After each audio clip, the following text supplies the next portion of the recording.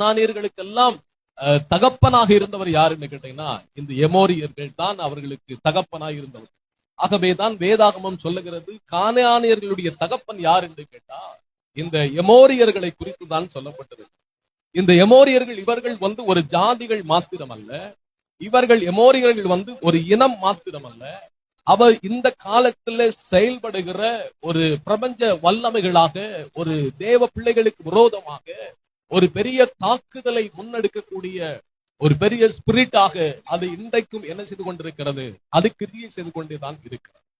ஆகவே இந்த ஆவிகள் எல்லாம் இன்றைக்கு தேவனுடைய பிள்ளைகளுக்கு நீங்க நல்லா கவனிக்கணும். ஆண்டவர் அடிமைத்தனத்துல இருந்து இவர்களை வழி நடத்தி தேவனாகிய கர்த்தர் அவர்களை கானான் தேசத்துல கொண்டு விடுவதற்கு முன்பதாக நான் சொல்லி இருக்கிற இத்தனை ஜாதிகளையும் அவர்கள் என்ன செய்ய வேண்டும், கடந்து வர வேண்டும். இவர்களை எல்லாம் அவர்கள் சந்தித்துதான் தேவனாகிய கர்த்தர் அவர்களுக்கு